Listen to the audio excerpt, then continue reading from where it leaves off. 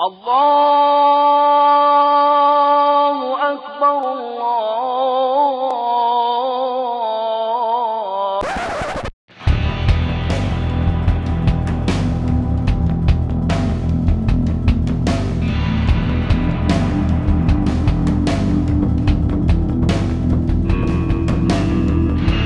There's a lot of internationals everywhere in the world. They know nothing about what's going on. Or what they know that there is something called the Palestinian-Israeli conflict, but they don't know what's going on exactly.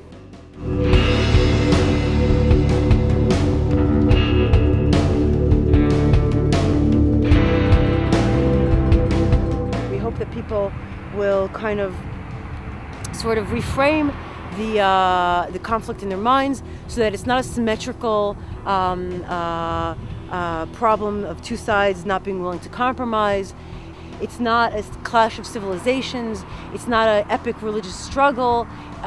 What it is a very powerful country occupying another country, violating international law. And what must happen is that the violation of this law must be forced to end through action.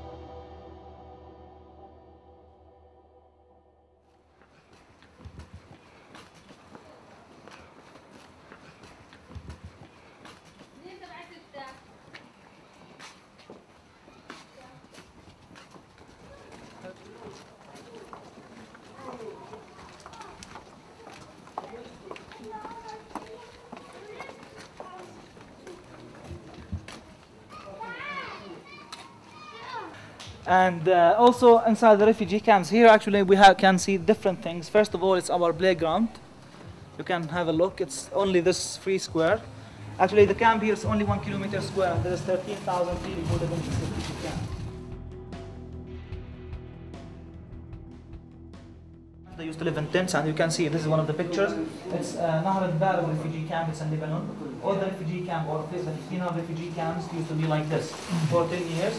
Then the nation came and they started to replace the tents with rooms, and you can see here the rooms. It's small rooms. It's only 3 meter by 3 meter, and that time they give each Palestinian family between 6 to 10 one room. 2 years later, they built what we call the public restroom, where each 125 families they had one bathroom. Every single house inside the refugee camp, if you go to any house, you'll find someone from the family who was inside the Israeli jails. And reasons it could be, if you do this, if you walk in the middle, sometimes the Israelis, they used to stop people in the street and they ask them to open their hands. If it's not clean, that means they were throwing stones.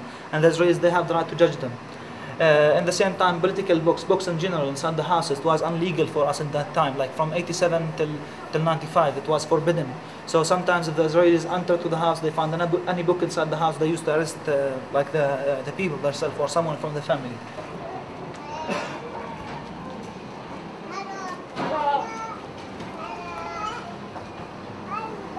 So every day we have more than 280 patients that visit the United Nations clinic. That means if you divide the 6 hours to 280 patients, every patient will get 6 seconds and a half. Nothing more than this. And most of the time they got the same medicine, which it is aspirin or Acamol. This is why, like, we call them actually inside the camps United Nothing. But this is the main reason, which it is the clinic. Here you can see what we call the Intifada newspaper. In the first Intifada, we were not allowed to have newspapers, no TV, nothing. So most of the political groups, they use the walls to announce if there is something happening or there's a memorial day, to advise something for the people. So they used to write in the walls.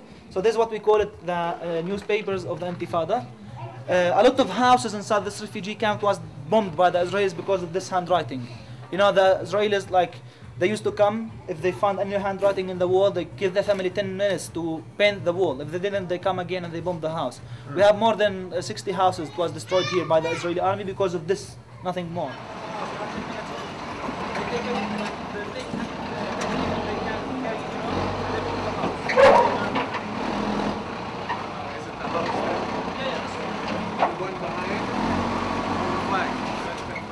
Also, if you look in the top, to the top of the houses, you can see the water tanks where the people they collect the water. Actually, here you can see like this system. This is the water system.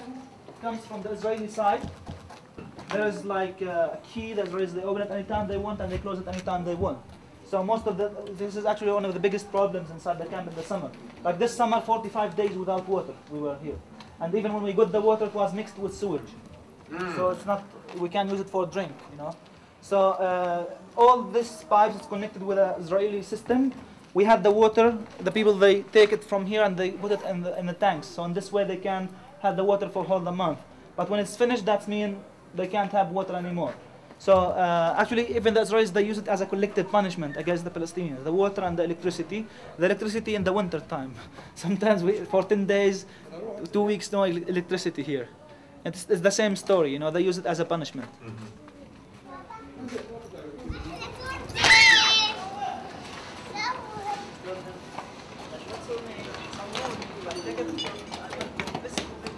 In general, actually inside this refugee camp, we have 57 martyrs from this refugee camp. 27 of them, they were killed during the curfew time. And curfew means for 24 hours, the family or no one allowed to leave the houses. And you can imagine in the 60s when the Israelis, they occupied the West Bank. In that time, the people, they still live in the small rooms I mentioned about. And the restroom, it was outside, you know. So even to go to the bathroom, you were not allowed. And there's a lot of Palestinians in that time that got killed by the Israelis because they were trying to reach the bathroom, you know.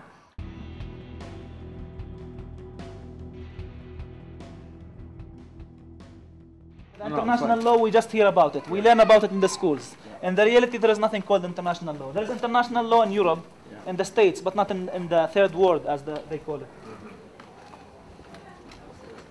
When any Palestinian did anything against the Israelis, he will become a terrorist. But Israelis, they kill 1,700 before a few months, and that was legal. They are defending themselves.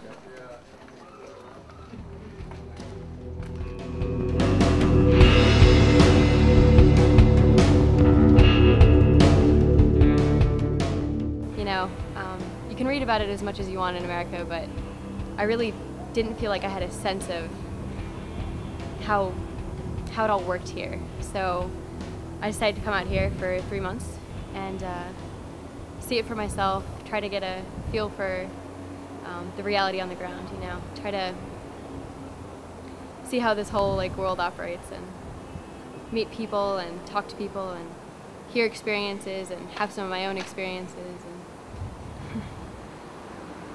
I feel completely safe here. I mean, you know, the images you get in America of Palestine, of Israel, Jerusalem, you know, if you just, watch the news and read the paper, your impression is probably that there's a lot of violence, that, there's a lot of guns and bombs and, just riots and things, but really, I haven't been in any situation where I felt unsafe.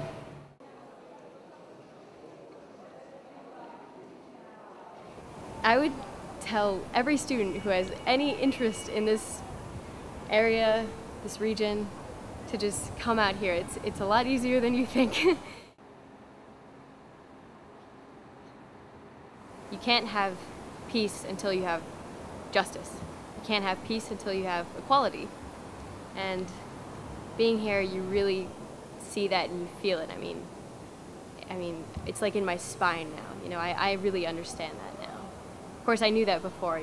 That inequality is, not right, and that we shouldn't treat people differently based on their race or religion. But when you come here, you see that equality and justice is the only way anything will ever change here. If people are given equal rights, then there will be peace. But not until that day. Definitely not.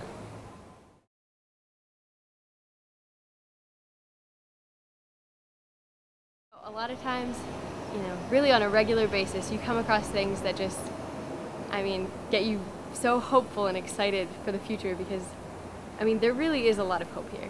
You know, you come across it all the time, whether it be like, you know, children protesting peacefully, you know, non-violently, or, you know, an Israeli soldier letting a woman through to go pray even though she doesn't have an Israeli ID. You see stuff like that happen all the time, and then you get like a lot of hope.